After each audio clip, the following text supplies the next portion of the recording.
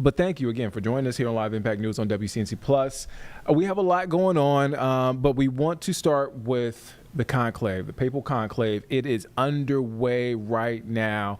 So if you were watching WCNC Charlotte, you saw the special coverage from NBC taking you through the mass that happened this morning, the ceremonies, and now the Sistine Chapel is taped off. Is this is video from earlier? These are just live images from around St. Peter's Square. Okay, these are live images from all around the Vatican all City. around the Vatican City. So here's what NBC News has.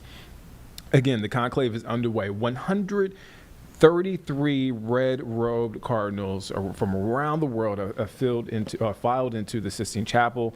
And again, you saw the choir, the music. And this is a centuries-old tradition, the conclave, that is, to elect a new head of the Catholic Church. And again, it is underway. The cardinal electors, or cardinals under 80 years old, will be barred from leaving or having any contact with the outside world. Again, these are just live images outside of or around Vatican City, St. Peter's Square. We're going to show you, this is smokestack. So how it goes: we see white, we have a new pope. Mm-hmm. We see black, there hasn't been a consensus on who the next pope is. Correct. So we are keeping an eye on that, and we're going to keep that in a small box in the corner, just in case. We don't know.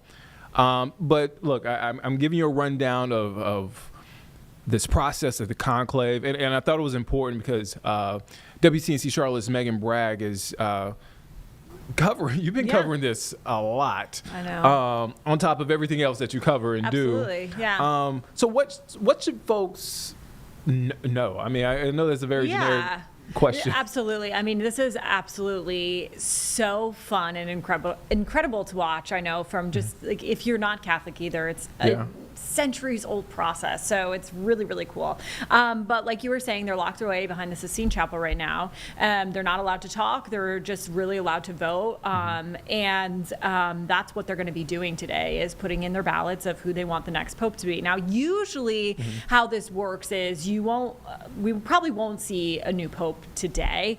Kind of how the process is they'll kind of give cardinals who have been there for a while, who have pristine in the church, they'll throw them some honorary votes, right, to just give respect to those who are higher up in the ranks. And then you'll see, some front runners, and the process goes on and on. What's really important is when they get together for those meals, because that's when they're going to talk and figure out who is going to be the next pope. But 2/3 needs to have a consensus on this in order to elect the next pope. So that's 80%. So they all have to be, kind of in one. 80% of them do, yeah. And from my understanding, like today, obviously we saw the mass, but it's you're talking about 130 some odd cardinals coming together from every continent. Exactly. And they have to get to know each other, right? They really do have to get to know each other. And what I find interesting too is, and this is a question that I have,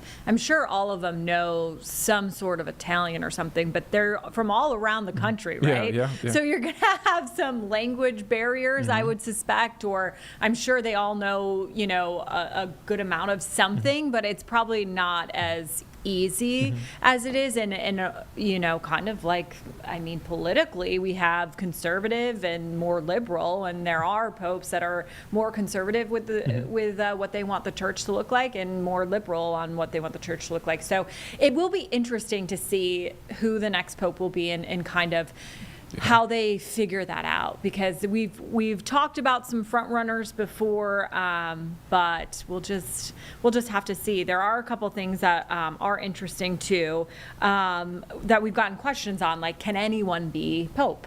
And that's an interesting question. Yeah, it is an interesting question, and that's something that we're looking into. And as Verify goes, people ask us questions and we find answers for them. But canon law, which is basically the law for Catholic I don't want to say, it's not the Bible, obviously, but it's like the Constitution, I want to Okay. say. Like, but canon law says that an unmarried Catholic Baptist man is eligible to be pope. So any unmarried Catholic baptized man. However, in the last 600 years, only cardinals have been popes. So it's not like, Joe Schmo off the street Right. is going to be elected as pope. But so 600 years, only cardinals have been elected. Another thing is the first thing that the pope will do is change their name. That's their first action. Okay. And that's kind of like a, ceremonial thing, who they think is like a saint or, a person who they want to be called after. Okay. St. Francis, all of those. And so they do that as the first step, but it's an option. They can keep their name, but in the last 470 years, everyone's changed their name. So it's really a symbolism of, changing the name and you are now Pope. It's kind of like the royals. That's the thing. Yeah. They can keep, they have to have a name. Or I did not know that. Yeah, not all of them go by their name. Oh, wow. Elizabeth did. And Charles. Yeah, so but St. yeah. Francis' name wasn't really, Yes. Francis, or not St. Francis, I'm sorry, Pope Francis. So it's really cool. A lot of ceremonial things that have dated back, centuries, which is probably honestly, one of the coolest things. I think I'm huge in history, so I think this is super, super cool that they continue these traditions. It's like history meets sort of today, because I'm looking at the coverage before they go into a conclave, and you see the paparazzi, you see the selfies, you see the reporters talking to the cardinals on the street. And I can only imagine that obviously that was not happening. No, and I'm sure ago. in some sort of way, back in the day, there was probably people going up and whispering and whatever. I just think it's really cool that we do continue to do something like this. And yeah, like you said, it's kind of history meets today, where, the selfies and the everything like that. But it is really a big deal, especially for, people who are Catholic and really look to the Pope. So it'll be interesting to see who they pick. And the process is, really fun. You got a lot of people out there right now just watching that smokestack. So yeah, it'll be interesting. I think about for some people, you go back to Pope John Paul II. I mean, he was Pope from 1978 to 2005. Right. So for some folks, that wasn't even in your lifetime. Exactly. And now you've probably had two conclaves, including this one in addition to. So it's just. Yeah, it's very, very interesting. I think it's cool to even watch the process, especially play out on TV and online, and how we've been showing it. So it'll be interesting. And we have a shot of Vatican City. We're waiting for whatever smoke comes out. Yeah, most likely it'll be black. Yeah.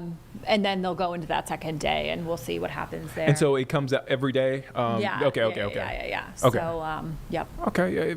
As I always say, Yeah. I get a little smarter. I get a little smarter. With This Megan will be Brett. on at 6:15, by the way. I knew you were going to ask me that, so. Thank you.